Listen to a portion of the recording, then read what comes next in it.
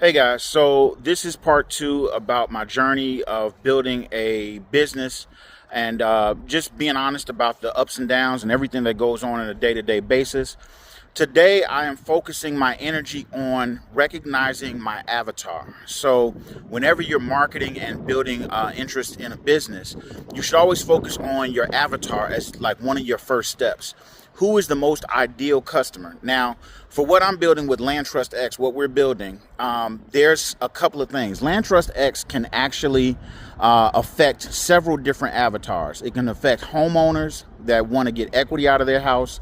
It can affect investors that want to invest in a solid investment like equity or rental income, things like that. But it can also affect renters because renters will have the ability to buy some equity in a house that they own or a house that they're renting.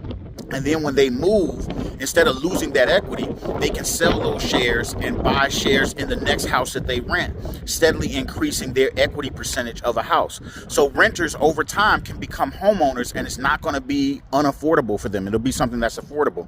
So there are three avatars essentially that we have: homeowners, renters, and investors. And we've kind of put together a profile on each avatar, and we're looking at which avatar should we try to attract first. My thought is that we should try to attract real estate investors first. The reason being is because real estate investors have the potential to make really good money in Land Trust X because they can bring a property to Land Trust X, and if they put together a good deal on that property, they can quickly sell off the equity on that property and keep some of the equity for themselves and have rental income. So it becomes a business model for them where it's like the Burr method, but it's kind of like the Burr method really fast. So I think that kind of appeals to investors, and I think that would be a good starting avatar.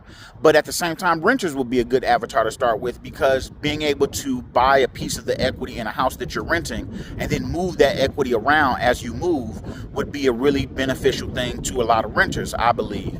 But at the same time, homeowners would be a good avatar to start with because they can pull their equity out.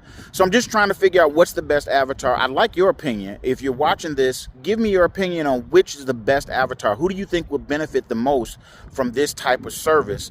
And then we'll start crafting some marketing and some campaigns and different things like that to attract that avatar to the wait list and join the wait list. And then and then I'll talk to you later about how we're going to open up the wait list to some of the avatars. So I'd love to get your opinion, but this is what we're building at this point. We're recognizing our avatars. I'll see you tomorrow. We'll talk about the next step that we're doing.